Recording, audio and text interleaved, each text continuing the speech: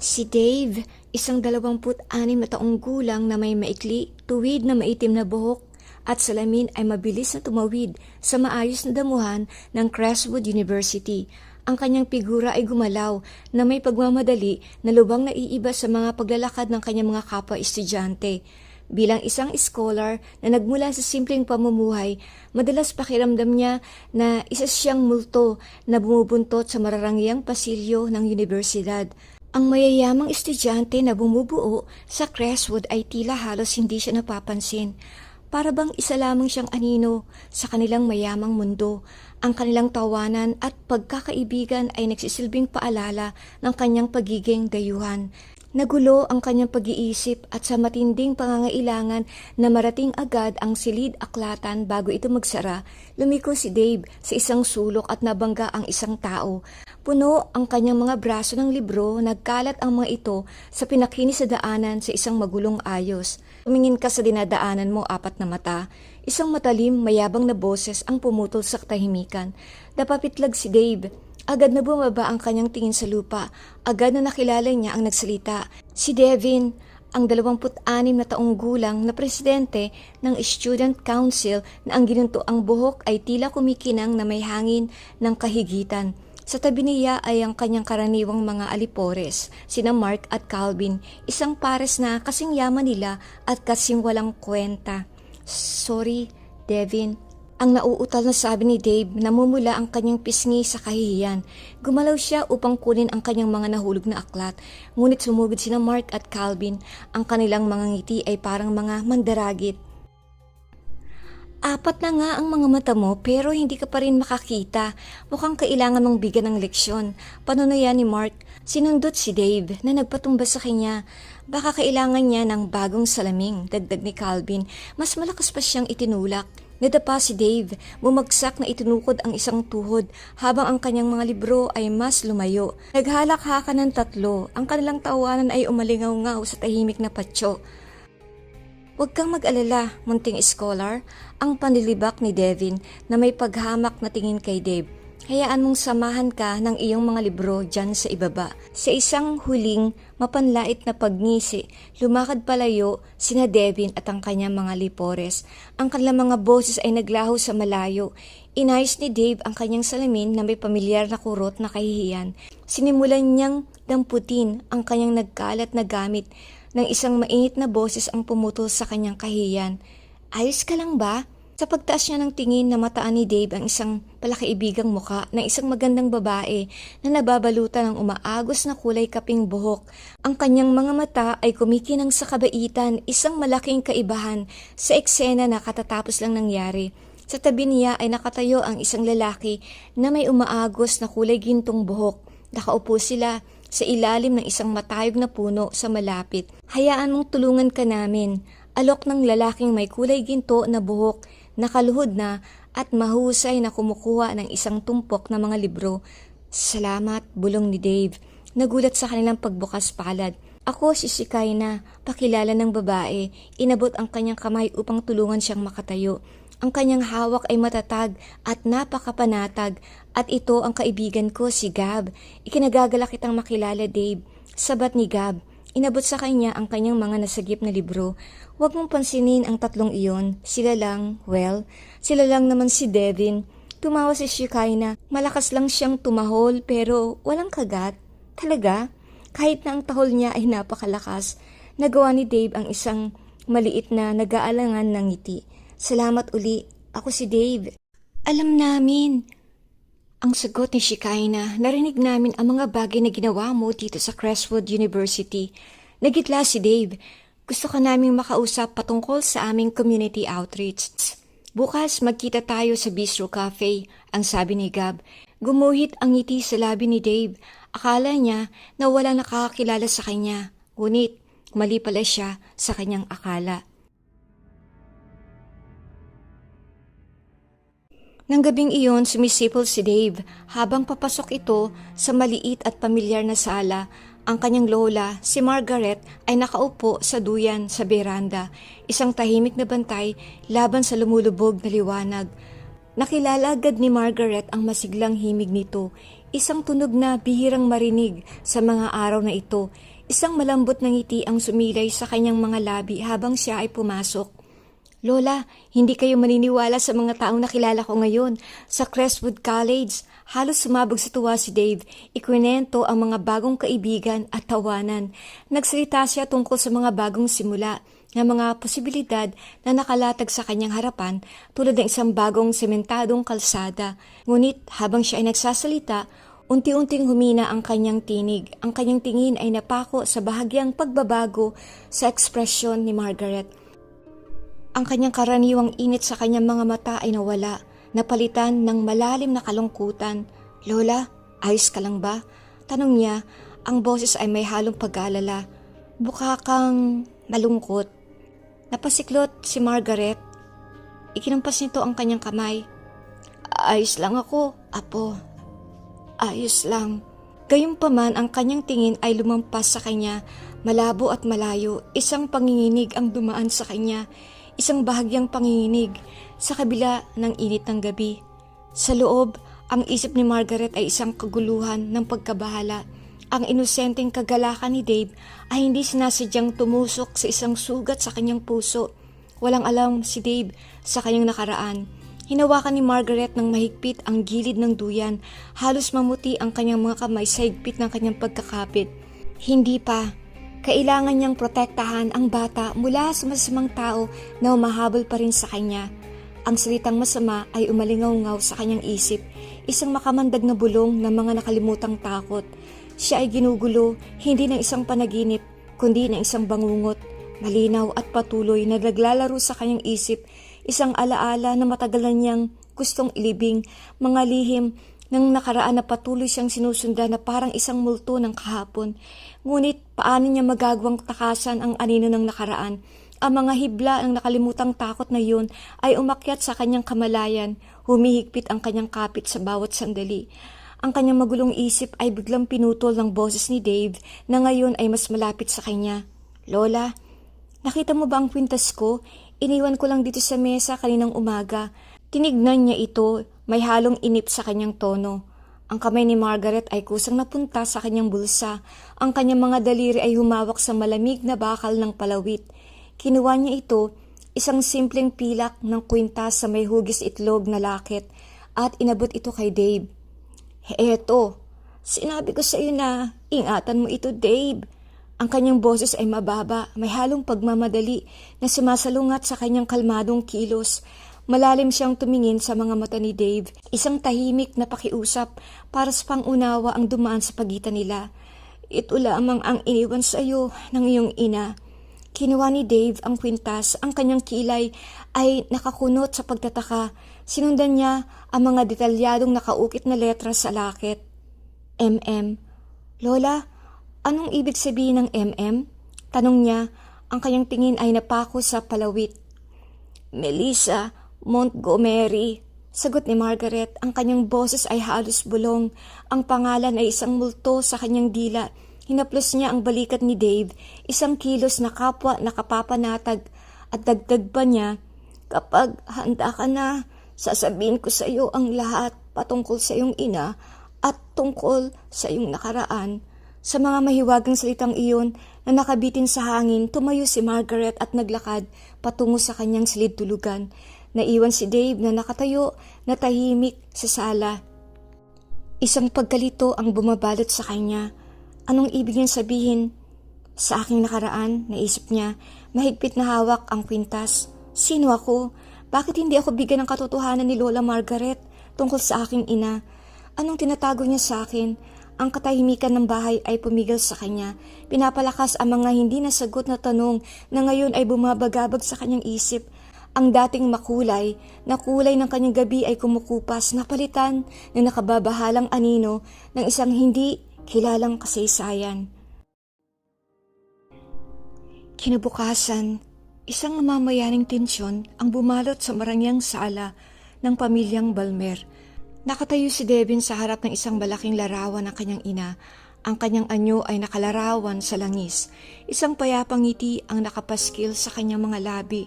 Nakasuot siya ng isang magandang pilak na kwintas. Matindi siyang nakatitig sa larawan ng kanyang ina.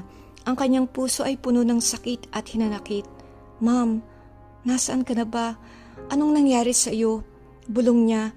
Ang kanyang boses ay makapal sa halo ng pananabik at pagkabigo. Ang tanong ay naging isang walang humpay na kanta sa kanyang isip na umalingaw-ngaw sa mga ginintuang dingding na kanyang ginintuang kulungan. Isang malakas na ubo sa likod niya ang pumutol sa kanyang pagmumuni-muni. Si Jack Balmer, ang ama ni Devin, ay nakatayo sa pasilyo. Ang kanyang muka ay nakaukit sa isang permanenteng pagiging istrikto na walang inaalok na ginhawa. "Tigilan mo na ang pag-aaksaya ng iyong oras sa isang taong nang iwan sa iyo," sabi ni Jack. Ang kanyang boses ay patag at walang emosyon. Ang mga salita ay parang pisikal na suntok na tumatama sa mga sugat na nerbiyos ni Devin. Biglang umikot si Devin, ang kanyang mga mata ay nagliliyab sa pamilyar na galit. "Bakit hindi mo sabihin sa akin kahit minsan kung ano talaga nangyari sa aking ina?" hiling niya. Ang kanyang boses ay tumataas sa bawat salita. Ang desperasyon ay kumakapit sa kanyang lalamunan. Si Jack ay tumitig lamang, isang malamig at hindi natitinag na pader. "Wala akong oras para sa kalokohang ito." Umikot siya upang umalis. Ang kanyang pagpapaalis ay isang malupit na katapusan. Ang pahayag ay nagdulot ng bagong pagdagsa ng galit kay Devin na nag-iwan sa kanya ng mas desperado kaysa dati. Ikinuyom niya ang kanyang mga kamao, ang imahe ng umatras na likod ng kanyang ama ang nagpapalakas ng kanyang galit. Kailangan niya ng mga sagot at hahanapin niya ang mga ito, kasama man o wala ang tulong ng kanyang ama. Nang araw ding yon, ang galit ay bumubulusok pa rin sa ilalim ng kanyang balat. Natagpuan ni Devin ang kanyang sarili na naglalakad sa Crestwood College. Abala ang kanyang isip. Habang naglalakad siya sa masikip na pasilyo, nakabunggo siya ng isang tao. Nagkalat ang mga papel at isang pamilyar na muka ang tumingin sa kanya na may galit na nakaukit dito. Si Dave. Tumingin ka sa dinadaanan mo. Sigaw ni Dave. Yumuko upang pulutin ang kanyang mga nahulog na libro. Ngunit hindi nakikinig si Devin. Ang kanyang mga mata, matalas, ay biglang nanlaki, ay napadpad sa isang bagay na kumikinang, ng bahagya na nakasabit sa leeg ni Dave. Ang pilak na lakit, ang isang pagkabigla, tulad ng isang kuryente ang dumaan sa buong pagkatao ni Devin. Kusang lumabas ang kanyang kamay, hinawakan ng braso ni Dave. Ang kanyang hawak ay nakagugulat na malakas. "Bakit nasa iyo ang kwintas na yan?" tanong niya. Ang kanyang boses ay mababa at bulong. May halong matinding pagkaapura na halos akusasyon. Si Dave na nagulat sa biglang pagsalakay ay inalis ang kanyang braso. "Ano ngayon? Bitawan mo ako." Tinignan niya si Devin, may halong pagkalito at pagkadismaya sa kanyang muka. Bago biglang umikot at umalis, naiwan si Devin na nakatayo sa mataong pasilyo.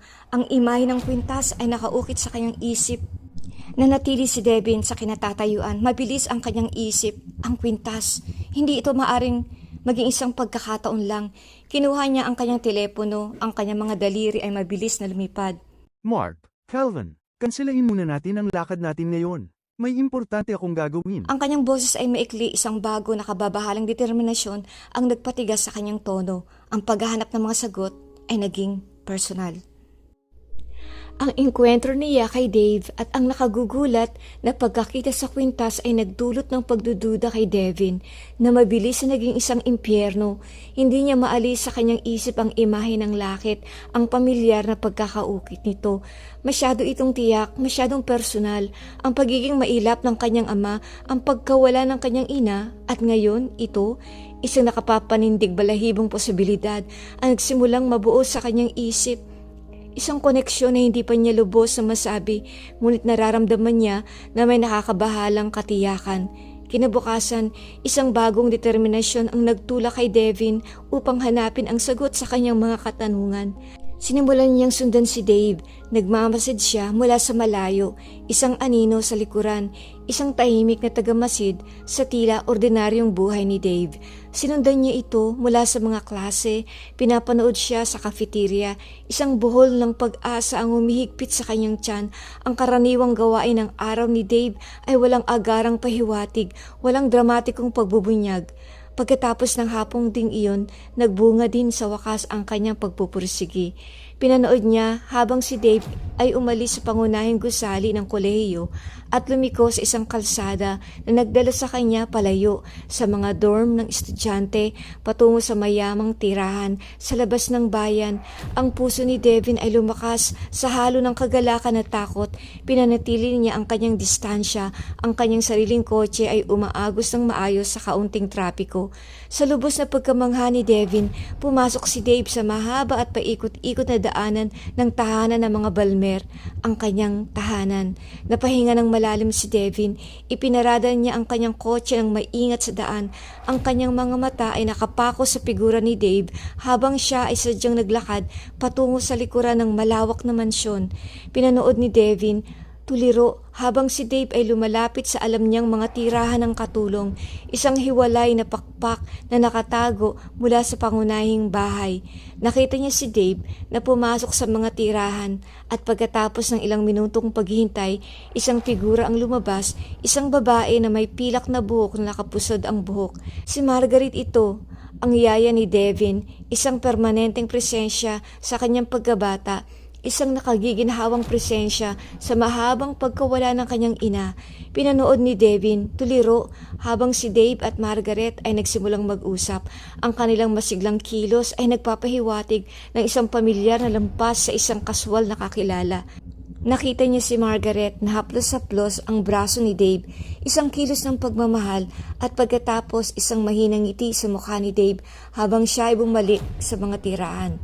Ang yaya ni Devin, ang pagkaunawa ay tumama sa kanya na parang pisikal na suntok. Wala siyang idea kahit konting pahiwatig na si Dave, ang batang may kahina-hinalang kwintas, ay apo pala ni Margaret. Ang mga piraso, bagaman pira-piraso pa rin, ay nagsisimulang magbago na bumubuo ng isang bago na kababahalang palaisipan.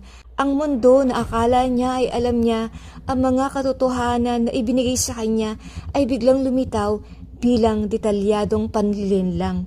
Nang bumagsak ang dilim na natili si Devin sa kanyang kotse, ang makina ng kanyang mga iniisip ay umuugong. Nagmaneho siya pauwi. Ang imahe ni Dave at Margaret ay nakaukit sa kanyang isip. Bago siya matulog ng gabing iyon, gumawa siya ng isang tahimik at taimtim na pangako sa kanyang sarili.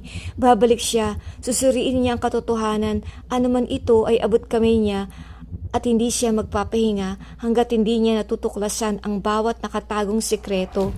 Ang kwintas, ang kanyang ina, si Dave at si Margaret, lahat sila ay konektado. Determinado si Devin na lutasin ang supot ng mga kasinungalingan na bumabalot sa kanyang buhay. Upang matuklasan ang katotohanan, nakipagkaibigan si Devin kina Dave. At sa mga kaibigan nito, sumama siya sa mga ito sa kanilang community outreach, ang Soup Kitchen. Unti-unting nagpakita ang pagkakataon. Si Dave, na laging masipag, ay abala sa pag-aayos ng mga hindi magkakatugmang upuan sa isang mahabang mesa. Nakatalikod ito sa hilera ng mga locker. Sina Gab at si Kaina naman ay nasa imbakan ng mga pagkain. Ang kanilang mga boses ay hindi gaanong marinig dahil sa mga sako ng patatas. Ito na ang hinihintay niyang pagkakataon. Nanginig ang kamay ni Devin habang binubuksan ang lumang backpack ni Dave. Sa loob ng backpack ay may mga libro at kalahating tirang tinapay na may kagat. Walang kwintas. Kinapa ng kanyang mga daliri ang loob ng bag. Isang desperadong paghukay sa buhay ng ibang tao. Lubos siyang abala, kaya hindi niya napansin ang nakapaninindigang katahimikan na bumalot sa loob ng soup kitchen hanggang sa may aninang bumagsak sa kanyang nakaukit na kamay. Huminga siya ng malalim. Ang puso'y tumalon sa kanyang lalamunan. Nakatayo si Shikai na doon, nakakrus ang mga braso. Ang kanyang mga mata ay parang nagliliyab na apoy. Sinusuri siya. Isang mabagal, gumagapang na pamumula ang umakyat sa leeg ni Devin. Bumilis ang takbo ng kanyang isip, naghahanap ng kapani-paniwalang kasinungalingan. Ay, Shikai na, nagkamali lang. Akala ko kasi sa akin itong backpack ni Dave. Nangyayari, di ba? Pare-pareho kasi itong mga bag. Pilit siyang tumawa na parang nauutal na ubo. Nanatiling matatag ang tingin ni Shikaina. Hinahanap mo ba ang kwintas, Devin? Namuo ang hangin sa baga ni Devin. Natahimik siya, parang usa na nasilaw sa nakagagambalang kaalaman nito. Anong kalokohan ang sinasabi mo? Anong kwintas? Nagkunwari siyang nagalit, isang kaawa-awang pagtatangka upang ilihis ang usapan. Ipinagmalaki pa niya ang kanyang dibdib, handang umalis at isalba ang kaunting dignidad na natira sa kanya. Kapag handa ka na magsalita, isang mababa, umaalingaw-ngaw na boses ni si Kaina ang pumutol sa biglang katahimikan ng soup kitchen. Sasabihin ko sa iyo ang lahat ng gusto mong malaman tungkol sa kwintas at sa nanay mo. Ang mukha ni Devin na namumula na ay nawala ng kulay, naging isang nakakatakot na kulay abo. Ang nanay niya, paano nangyari ito? Ang kanyang maingat na itinayong mundo ay nayanig. Paano mo nalaman? Sino ka? Ang mga salita ay halos bulong, isang desperadong pakiusap para sa mga sagot. Walang ibinigay na paliwanag si Shikaina, walang anumang emosyon sa kanyang madilim na mga mata. Tumalikod lang siya at umalis, isang tahimik na misteryo. Iniwan si Devin na nalulunod sa dagat ng pagkalito at gulat. Nagpatuloy ang kalansing ng mga kaldero at kawali. Ngunit para kay Devin, na natiling tahimik ang mundo, ang tanging tunog ay ang mabilis sa tibok ng kanyang sariling puso. Ang mga sumunod na araw ay naging malabo para kay Devin, puno ng gabing walang tulog at nagpapahirap ng mga tanong. Ang mga salita ni Shikaina ay naging walang tigil na paulit-ulit sa kanyang isip. Ninanakaw nito ang katinoan ng kanyang isip, ginagawang isang pagganap ang bawat pakikisalamuhan niya kay Dave. Sinubukan niyang kausapin si Shikaina sa soup chicken upang humingi ng mga sagot, ngunit palagi itong hindi maabot. Isang multo sa paligid. Sinubukan din niya itong i-text, ngunit hindi sinagot ang kanyang mga mensahe.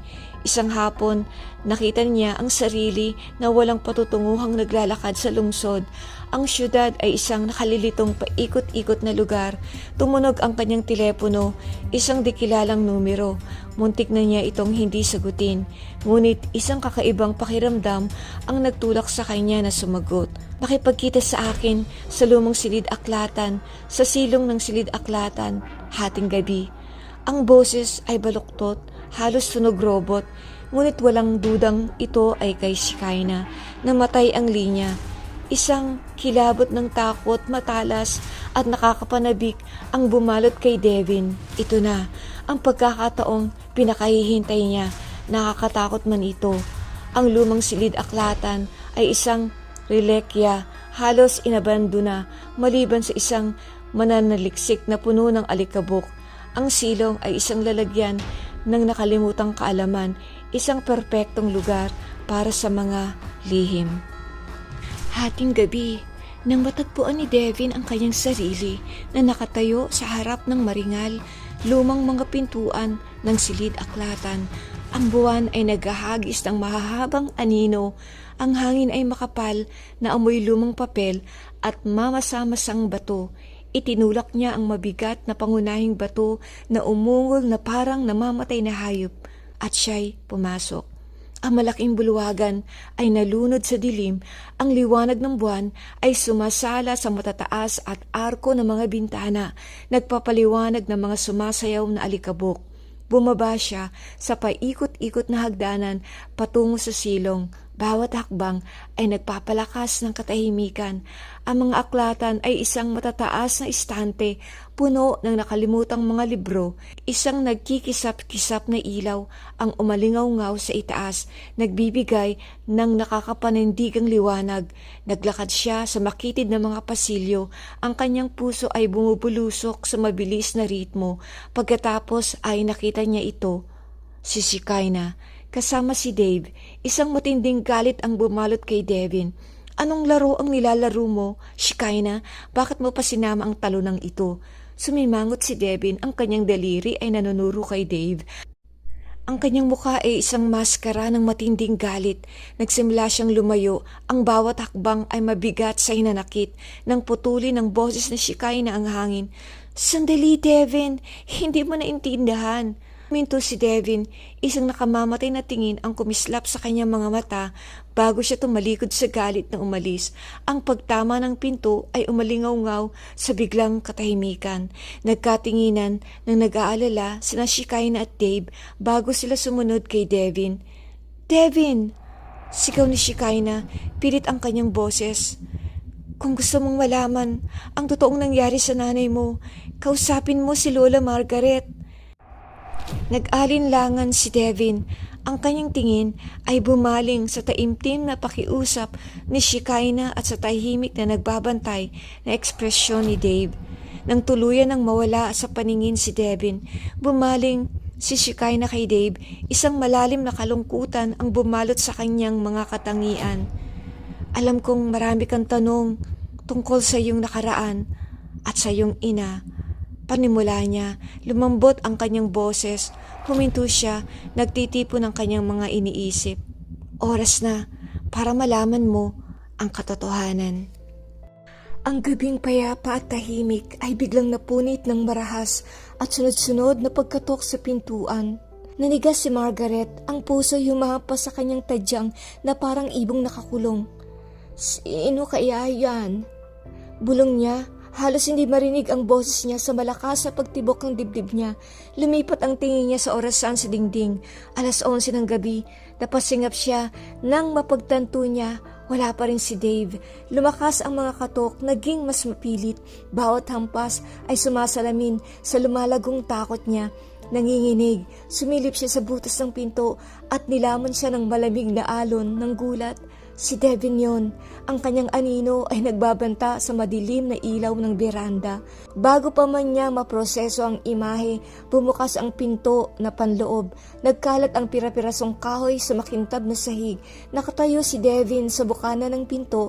Ang mukha ay buluktot sa galit na mumula sa poot. Ang kanyang mga kamay ay nanginginig. Anong alam mo tungkol sa nanay ko? Sigaw niya. Ang boses ay magaspang sa akusasyon. Bakit na kay Dave ang kwintas ng nanay ko? Ang kanyang tinig matalim at hindi bumibitiw. Ay tumagos kay Margaret na tila ba nasa ilalim siya ng isang di nakikitang ilaw. Lumuhod si Margaret, napatumba siya paatras, bumagsak sa malambot na upuan ng kanyang mga daliri, ay humahawak ng mahigpit sa braso ng upuan na para bang nakasalalay dito ang kanyang buhay. Devin? Bulong niya, ang kanyang boses ay marupok, nanginginig na pakiusap. Si Devin, isang bagyo ng galit ay sumugod sa sala.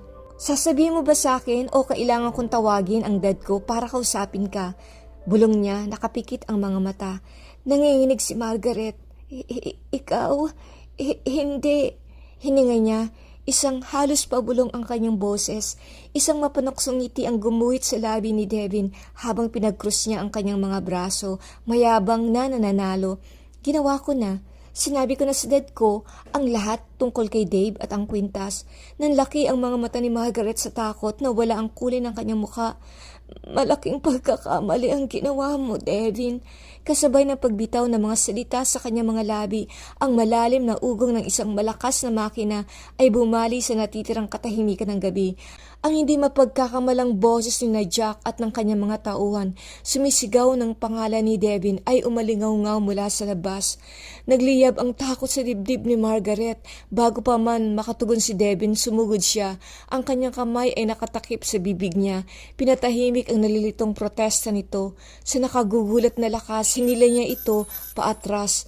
Mas inilayo pa sa anino ng bahay palayo sa basag na pintuan. Sasabihin ko sa iyo ang lahat. Bulong niya, nag-aapura sa tenga nito. Ang kanyang boses ay desperadong pakiusap. Lahat ng kailangan mong malaman tungkol sa nanay mo. Ang kwintas. Huminto siya.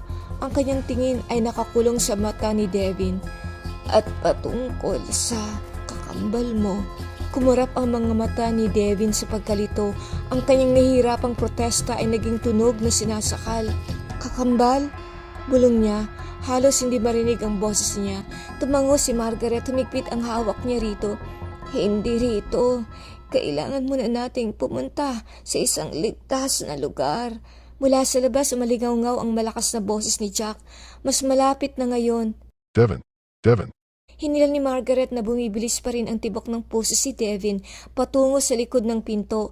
Lihim silang lumabas. Hindi nakita sa malamig na hangin ng gabi patungo sa nakatago, malago na daanan na umiikot sa likod ng ari-arian. Samantala, sumugod sina Jack at ang kanyang mga tauhan sa bahay na ngayon ay walang laman. Ang kanilang galit na sigaw ay umalingaw-ngaw sa tahimik na mga silid. Bago sila biglang umalis, kumbinsido na si Devin ay naglaho lang. Dinala ni Margaret si Devin sa makapal na halamanan. Ang buwan na isang manipis na piraso ng liwanag na dumaraan sa mga dahon. Narating nila ang isang luma hindi ginagamit na imbakan. Ang kahoy na pinto ay baluktot na sa edad. Sa isang tahimik na ungol, binuksan niya ito na inilantad ang isang maliit, hindi kapansin-pansing butas sa lupa, sa ilalim ng lupa, ng tumpok na maalikabok na kahon. Ito ay isang nakatagong pinto. Dinikit ni Margaret ang isang maliit, halos hindi nakikitang pindutan sa gilid. Sa isang mahinang tunog, lumabas ang isang makitid na daanan na nagbubunyag ng isang hanay na matarik pababang hagdanan. Nababalot ng dilim, maingat silang bumaba. Lumalamig ang hangin, bumibigat. Hanggang sa narating nila ang isang maliit, masikip na pasilyo. Huminto si Margaret sa harap ng isang luma, maalikabok na lagayan ng libro. Ang mga estante nito ay puno ng mga nakalimutang aklat. Mabilis na gumalaw ang kanyang mga daliri. Pinindot ang isang nakatagong pindutan sa likod ng isang kupas na litrato. Pinanood ni Devin na bighani habang dahan-dahan, tahimik, bumubukas ang lagayan ng mga libro na nagbubunyag ng isa pang pasilyo. Lumaki siya sa mansyon na ito, kabisado niya ito at ginalugad ang bawat sulok. Ngunit ito, hindi niya kailanman pinaghihinalaan ang pagkakaroon ng ganitong lugar. Nang ganap na bumukas ang lagayan ng libro, pumasok sila sa isang katamtamang laking sala. Nakakagulat na komportable na babalot sa malambot na liwanag ng nakatagong ilaw. Mayroong 2 silid tulugan, isang maliit ngunit gumaganang kusina, isang maliit na banyo at isang opisina na nakatago sa isang tahimik na sulok. Isang computer ang nakapatong sa mesa. Madilim ang screen nito.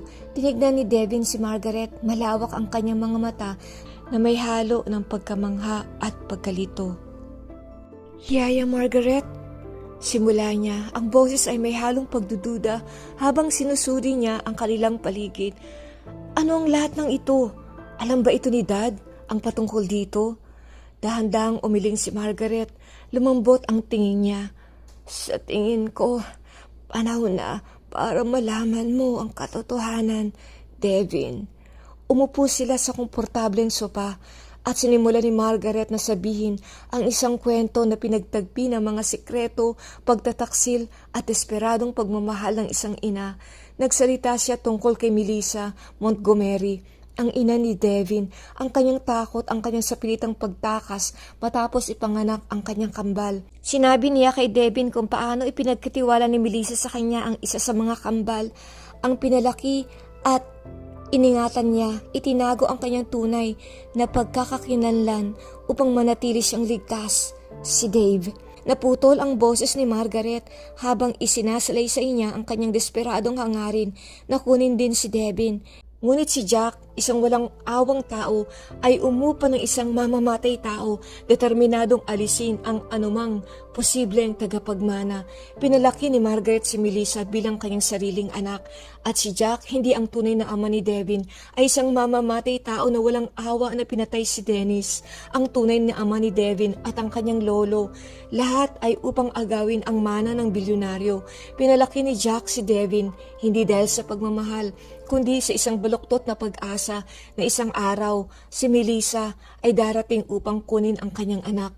Nagluha ang mga mata ni Devin, pagkatapos ay nagsimulang dumaloy ng malaya ang mga luha, lalo na nang malaman niya na ang nakapapanindig balahibong katotohanan tungkol kay Jack. Buhay?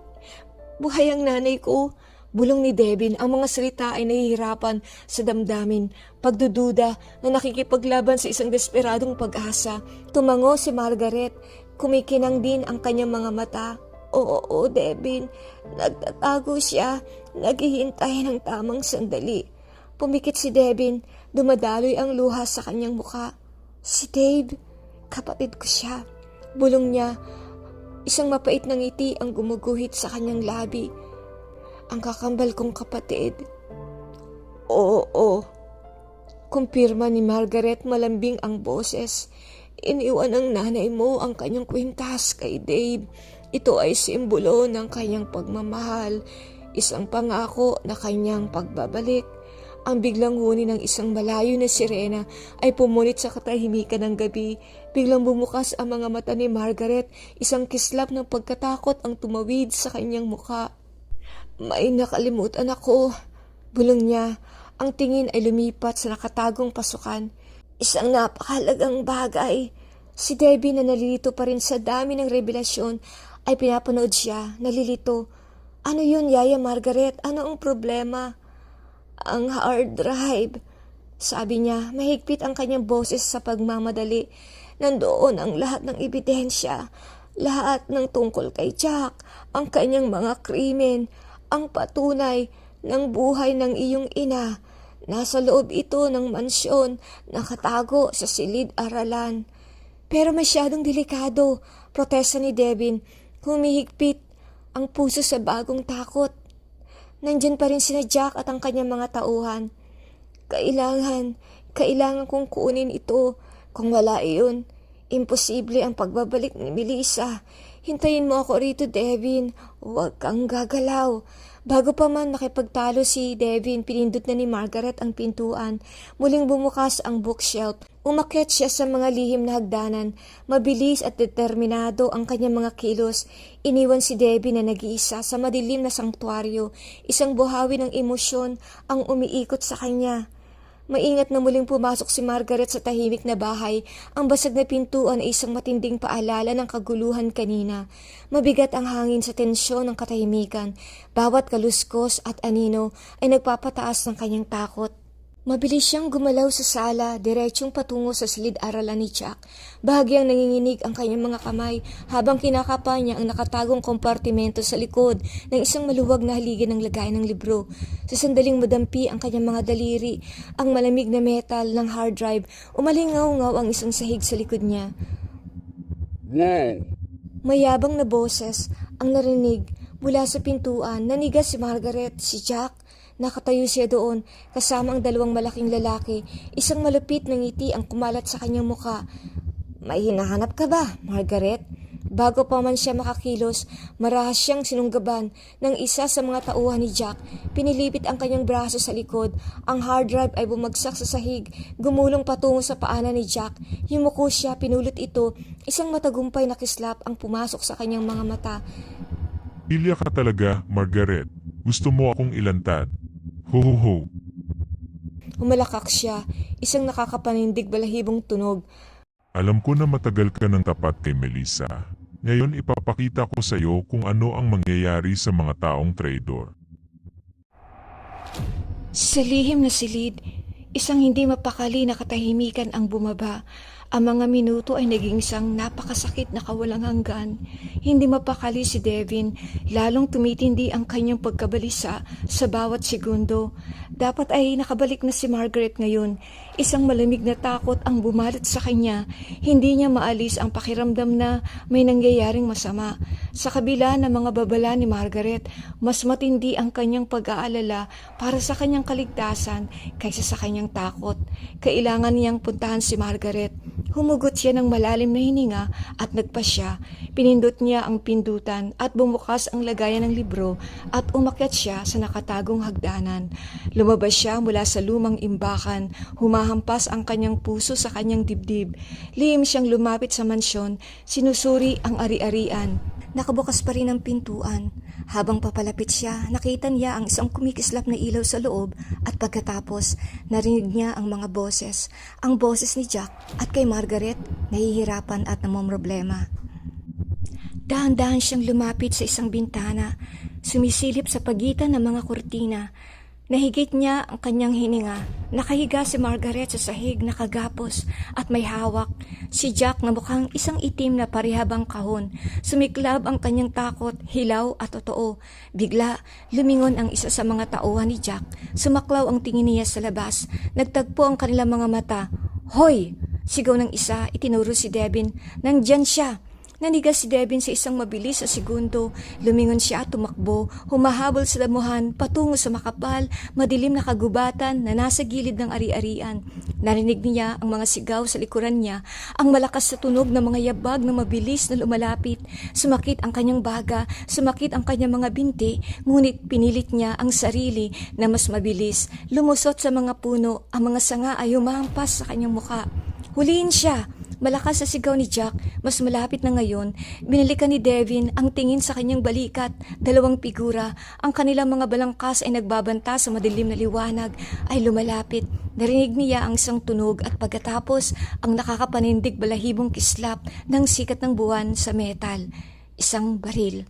Mas mabilis siyang tumakbo, mas malalim sa kagubatan, natitisod sa mga ugat, sumisigaw upang makabangon. Narinig niya ang kanilang hirap sa paghinga, ang kanilang mga pagmumura sa likuran lang niya. Bigla, pumasok siya sa isang maliit na bukas na lugar, walang lusutan. Dalawa pang mga maskuladong lalaki ang lumabas mula sa kabilang panig. Pinutol ang kanyang pagtakas. Nakulong siya.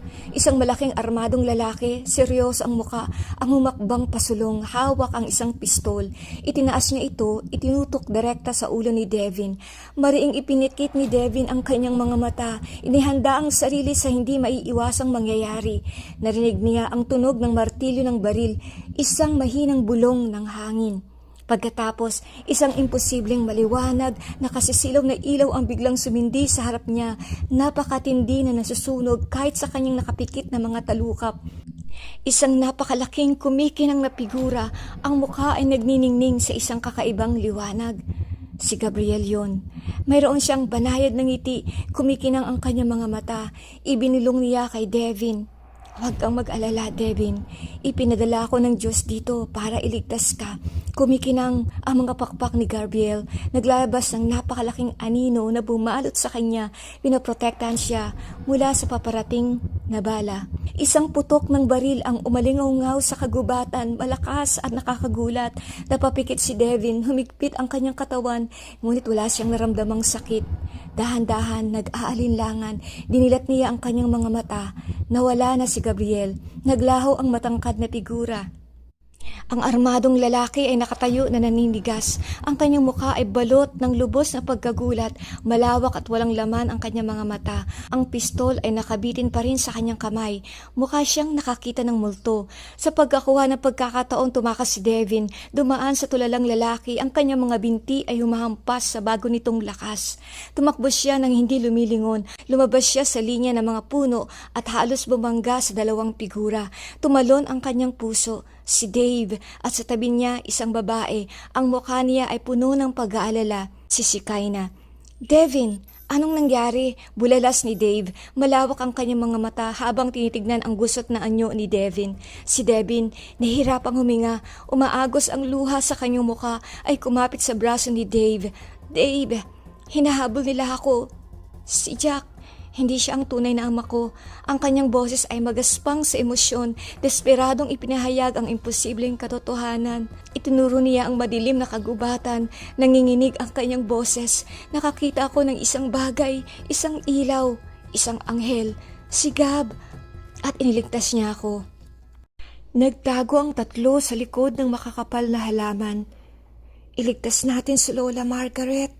Bulong ni Dave, ang kanyang tinig ay umaalingaw-ngaw sa tensyonadong hangin habang palihim silang papalapit sa malaking mansyon. Ang nakabibinging katahimikan ay biglang nabasag ng isang nakakagulantang na putok ng baril na umugong sa katahimikan. Napahinto ang paghinga ni Devin. Yaya Margaret, bulong niya, halos paos ang boses, takot, malamig at matalim ang bumalot sa kanya. Pagpasok nila sa malawak na unahan ng mansyon, isang nakakakilabot na tagpo ang bumungad. Nakatayo si Jack, isang nagbabantang anino, mahigpit na nakahawak sa braso ni Margaret na parang pisikal. Nanlamig ang dugo ni Devin, mabilis na nag-isip ang kanyang utak, desperadong naghahanap ng paraan upang makakuha sila ng oras. Nagkatinginan sila ni Dave at Shikaina, isang tahimik na senyas sa pagitan nilang tatlo. Dad! Sigaw ni Devin, nakapagtatakang matatag ang boses sa kabila ng panginginig ng kanyang mga kamay. Mabuti nandito ka, Dad.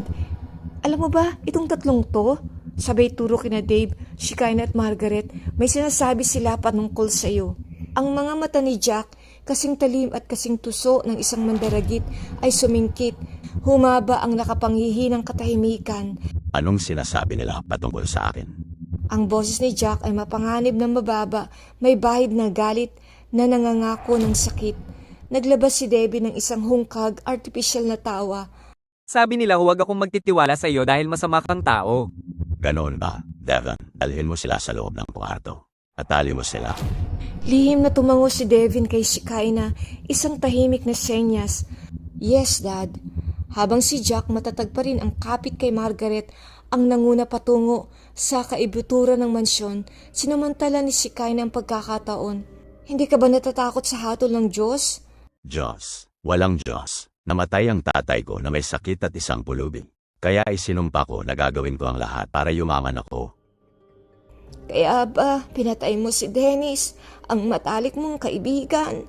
Nabaluktot ang mukha ni Jack sa purong galit. Nagtiwala sa iyo si Dennis. Kinuha ka niya bilang kanyang personal na tagapagbantay. Binayaran ka ng malaking halaga. Binigyan ka pa ng bahay. Kahit na ganun, kahit naging mabuti siya sa iyo, pinatay mo pa rin siya. Bumalik ang tensyon sa hangin. Si Devin, ang kanyang muka ay halo ng desperasyon at dahan-dahang pagkatakot ay tumingin kay Jack. Dad, totoo ba ang mga sinabi ni Yaya Margaret?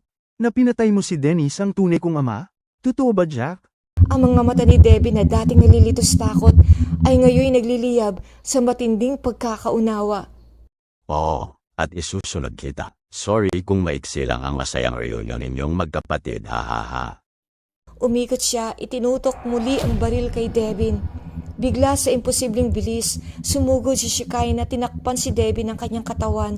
Sa sandaling iyon, sumambulat ang isang nakasisilaw na liwanag. Biglang nagdingning ang kanyang muka, ang kanyang mga mata ng isang kakaibang liwanag at isang pares ng marilag, mabalayibong pakpak ang lumabas. Napatigil si Jack, hindi kayang maunawaan ng kanyang isip ang imposibleng tanawin sa kanyang harapan. Napatulala sina Dave at Margaret, umaagos ang luha sa kanilang mga muka, isang halo ng gulat at pagkamangha. Ako, si Shekinah Glory, isang anghel ng Diyos. Tumatayo ako palagi sa presensya ng Diyos at sinugo niya ako upang sabihin sa inyo na mahal ka niya at narinig niya ang inyong mga iyak. Isang nakasisilaw na ilaw ang bumalot sa kanilang lahat, isang matindi, purong liwanag na pumuno sa bawat sulod ng silid. Pagkatapos, kasing sigla ng kanilang paglitaw, nawala si Shekinah. Iniwan sina Devin, Dave at Margaret na tulala at hingal. Ilang sandali napuno ang hangin ng tunog ng mga sirena. Pumasok ang pulis, mabilis na dinakip si Jack at ang kanyang mga nalilitong mga tauhan. Pagkatapos si Margaret na may banayag ng ngiti at pusong puno ng ginhawa ay dinala sina Dave at Devin sa kanilang ina, si Melissa. Ang muling pagkikita nilang tatlo ay puno ng luha, puno ng mga paliwanag at ng pangako ng isang bagong simula. Welcome to our channel, Youth on the Rock. Jesus is the rock. Like, share, and subscribe to our channel.